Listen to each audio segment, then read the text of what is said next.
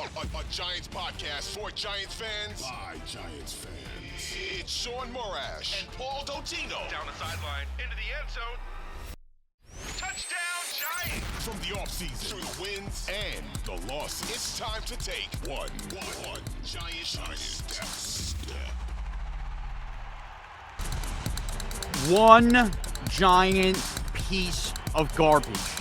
One giant disaster. One giant foot up my rear end.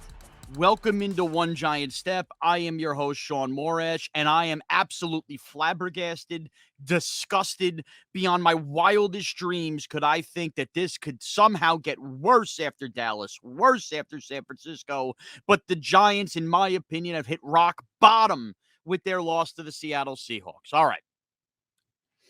You want to get nuts? Let's get nuts. You want your reaction podcast? Let's have a reaction podcast. When I left you on One Giant Step on Thursday, Friday, whenever the heck I taped it, I had believed the Giants would find a way to win this game at home. It couldn't have been that bad. As the weekend went on, and people I talked to, not that it was a report or anything, there was a belief in a sense that the Giants locker room is not toxic. It's not like any of the stupid stuff that's been discussed on the fan with the Mets. Not like that. But that you just felt like a lack of urgency from players, a lack of leadership, a lack of pizzazz that was there a year ago. And I didn't like hearing that. And when Andrew Thomas had his setback, and he was declared now week to week, and they could say it's not a setback, it was a setback in some way, shape, or form, my confidence plummeted even more. And the Giants have a zillion problems right now. But I believe intertwined and interfolded in their offensive issues is this loss of Andrew Thomas, and I'm going to start right there.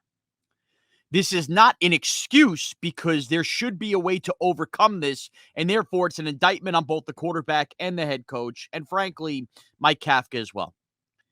The Giants with Andrew Thomas are a completely different team, namely the quarterback, Daniel Jones. It is like a child with his blankie. It is a comfort level. You know he's right there. You saw the difference in Andrew Thomas's evolution and Daniel Jones's ability to feel more confident in passing the ball.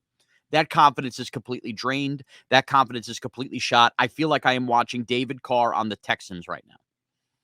And David Carr had all the makings of a good quarterback like Daniel Jones, but when he lost his confidence and the offensive line continued to rattle him, even when there began to be no pressure, he mentally could not succeed because either he felt pressure coming, was scared about pulling the trigger on a throw down the field. And that's exactly what's going on with Daniel Jones right now. Without Andrew Thomas, he's a mental puddle. And that's not an excuse because you saw Geno Smith without four starters on the offensive line last night, albeit his backups are a heck of a lot better than the trash can garbages that are Shane Lemieux. All right. Poor Ben Bredesen, fine. You're good at guard. You can't snap the ball. Evan Neal is atrocious at right guard, right tackle. I do think that the Giants have a backup offensive line problem, if not a starting offensive line problem. But Daniel Jones needs to feel the pressure. He can't be fumbling the ball and handing the Seahawks 7 points. He can't be so skittish that he misses Darren Waller in the back of the end zone and throws that pick six to Witherspoon, who was in his face and in his grill all night. It's unacceptable. And if you listen to this podcast long enough, thank you. Subscribing, listening, everywhere podcasts are available, free on the Audacy app. You know I love Daniel Jones. I mean, and you saw his ass get grilled last night, his ass get beaten on Monday night, and he kept getting up and getting up and getting up. But you can love the toughness. You can love the makeup of a player. But if you are so boneheaded upstairs that you're mentally lost, then I don't know how much longer I'm supposed to defend you. But he got his bag of money. He got his money already. Joe Shane paid him the money, so he's not going to go anywhere for the next year or two. And I'm not going to second guess that because I understood where the Giants paid him, and they're not paying him like a top 10 quarterback. And I understand that I sound like a goddamn auctioneer right now because I'm so fed up with this garbage. That being said, the coaching staff has to figure something out. Okay, because we lauded Brian Daboll. He was coach of the year for a reason. And by the way, I thought the defense played well. I know I'm kind of jumping all over the place, but they're still missing tackles left and right. Wink, you want us to chart them? Go look at that freaking fan touchdown down the sideline. We could chart them. But Brian Daboll's an offensive mind. He had bouquets thrown at his feet about fixing Daniel Jones, about scheme and schematics. Well, all these other offensive minds somehow miss players, their running backs, their offensive line. I know it's a war of attrition in the NFL, and they figure it out. Andy Dalton dropped 27 points on the Carolina Panthers a week ago, and we scored 3 points. That's unacceptable nonsense, unacceptable garbage. So what is it? What is it? It feels like it's a million things. And if you hate Daniel Jones, look, you got your chum in the water last night. Last night was as bad as I've seen Daniel Jones play football. I gave him excuse in the Niner game. I didn't think he was that bad. I thought he was under duress. But this is, you could just see upstairs, he has no trust in the offensive line to the point it's affecting his decision-making, even when he finally has pockets. When he doesn't have a pocket, he gets annihilated. When he does have a pocket, he panics. He's mentally shot right now. And I don't know what the answer is. Unless you get Andrew Thomas back, and he's week to week, he's not going to get comfortable right away. So I don't understand what the answer is. Will Saquon coming back help? Okay, sure. I've seen the Giants lose a lot of football games with Saquon Barkley, though, too. This is crazy. And Darren Waller was the one wide open on the touchdown. So everybody would say, where's Darren Waller? Where's Darren? I agree with you, but you know what? He also probably should have had a touchdown last night if Jones looks the right way. Last night is a Daniel Jones, Brian Daboll game. And special teams, man. We saw Eric Gray all through training camp. He can't feel the freaking punt. He can't feel the punt. And yet you have him fumbling. And then you have Gary Brightwell taking stupid penalties. I mean, the special teams can't be costing you field position. You can't be holding your breath when you punt. We had to put a Dory Jackson back there returning punts again. We had this team last year on one giant step. It almost cost them their secondary having a Dory Jackson return punts. Why is Sterling Shepard on the team? He can't go back there and wave a fair catch. The makeup, everything is so upside down from where it was a year ago. Look, you get annihilated by Dallas. It was a cavalcade, I guess, of errors. You lose to San Francisco on a short week, banged up, you deal with it. You beat the Arizona Cardinals and dropped 31 on them. I don't care that it all came in the first half. The Seahawks are a team that if you wanted to make the playoffs, you needed to be on the same level as. And they were so injury-riddled, down 3 corners, down a whole offensive line, basically.